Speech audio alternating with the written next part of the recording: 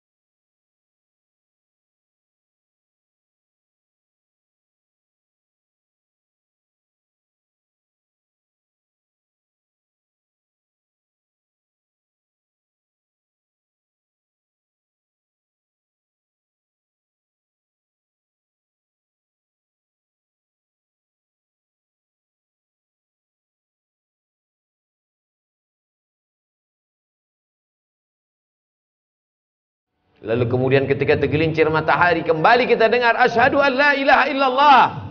Ketika petang matahari mulai redup, kita kembali mendengar asyhadu anna Muhammadar Rasulullah. Ketika tenggelam matahari, nampak syafaq ahmar, rona merah di tempat tenggelamnya matahari, kita kembali berkata asyhadu an la ilaha illallah. Ketika sempurna malam gelap, masuk isya sebelum tidur malam, kita kembali mendengar asyhadu an la ilaha illallah. Mengapa? Mengapa setiap pergeseran waktu kita diingatkan? Agar kita istiqamah. Al-istiqamah khairum min alfi karamah. Satu istiqamah lebih baik daripada 1000 karamah. Idza ra'aitar rajul, kalau kau lihat ada orang yatiru fil hawa, terbang di atas awan, yamshi 'alal ma, berjalan di atas air, la taghtar, jangan tertipu, jangan terpukau, karena iblis setan pun mampu melakukan itu. Tapi pandanglah bagaimana istiqamah. Man syabba 'ala syai'in syabba 'alaih. Siapa yang membiasakan diri pada waktu mudanya, maka dia akan terbiasa pada waktu tuanya. Pepatah kita mengatakan Allah bisa karena terbiasa. Kalau terbiasa, datang saat kumandang azan, sudah duduk di masjid menunggu saat-saat waktu mustajab berdoa. Tak sabar hati ingin menantikan khatib naik ke atas mimbar, rindu ingin mendengarkan bacaan qari imam, maka sesungguhnya hati sudah mendapatkan hidayah. Kalau memang kita meminta hidayah, kita sudah Islam, ayah kita muslim, ibu kita muslimah, kenapa kita minta ihdinas siratal mustaqim, berikan kami hidayah? Hidayah apa lagi? Hidayah terbagi dua. Hidayah Islam, kita sudah muslim, lahir di tengah keluarga muslim, ayah muslim, ibu muslimah, lahir diazankan, walimah diakadkan. Lalu kenapa kita masih minta 17 kali sehari semalam? Hidayah supaya tetap dalam iman dan Islam. Hidayah supaya terbuka pintu hati mendengar tausiah. Hidayah supaya datang ke masjid sholat berjamaah. Hidayah supaya menolong fakir miskin, yatim dan du'afa. Banyak orang menyepelekan, mengesampingkan hidayah. Berapa banyak orang yang terlahir di tengah keluarga la ilaha illallah, tapi mati dalam keadaan su'ul khatimah. Itulah mengapa kita selalu mengatakan Allahumma inna na'udzubika, ya Allah jauhkan kami dari segala yang merusak keyakinan, keimanan kepada Allah Subhanahu wa ta'ala. Untuk apa dibuat Allah kita berada dalam waktu ini? Allazi khalaqal mauta, Allah yang menciptakan mati, wal hayata, Allah yang menciptakan hidup. Untuk apa Allah buat ada hidup, ada mati, ada lahir, ada orang yang masuk ke dalam liang lahat di menit yang sama, detik yang sama, di rumah sakit yang sama, ada orang yang lahir ke atas dunia menangis, tapi di kamar sebelah ada orang yang ditangisi karena dia meninggalkan dunia. Untuk apa Allah buat kita berada di relung waktu? Alladzi khalaqal mauta, Allah menciptakan mati, wal hayata, Allah menciptakan hidup, liyabluwakum ayyukum ahsanu amala.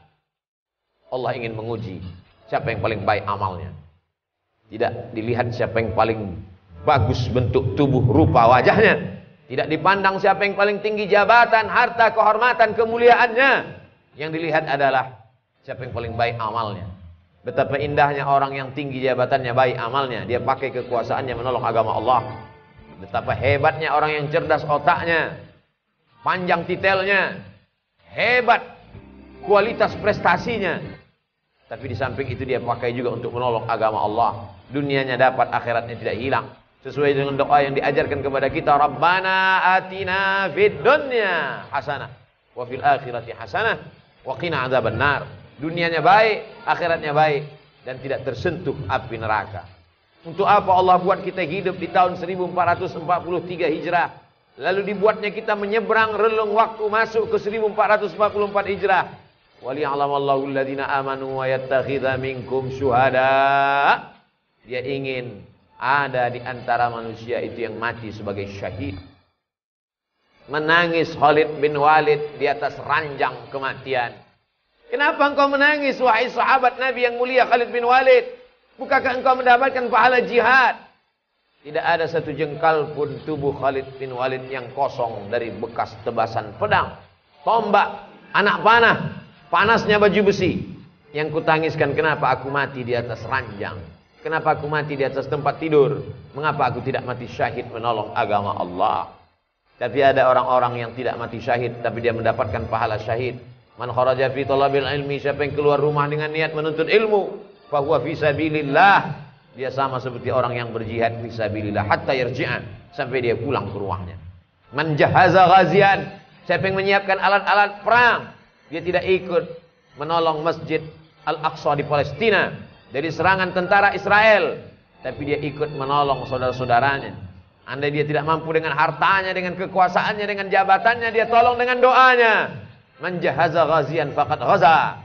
Siapa yang menolong saudaranya, maka dia sudah tercatat sebagai orang yang berjihad fisabilillah. Saudara-saudara yang sudah mendahului kita karena meninggal kena virus, al-mat'unu syahid. Orang yang meninggal karena penyakit wabah, mereka juga adalah orang yang mati syahid. Seorang kepala keluarga meninggalkan anak istrinya untuk mencari nafkah yang halal, meninggal dalam perjalanan, mereka pun juga adalah syahid. Syahid dunia, ada syahid akhirat. Kenapa ingin menjadi syahid? Mengapa mereka berlomba-lomba sampai berkata iskariman, hidup mulia, au mut syahidan, atau mati syahid? Orang beriman kalau mati, matinya mati syahid. Kalau hidup, hidupnya mulia. Kenapa mereka ingin menjadi syahid? Karena orang yang syahid itu tidak merasakan sakratul maut illa kal qars, hanya seperti cubitan pada kulit. Begitulah indahnya kematian mereka.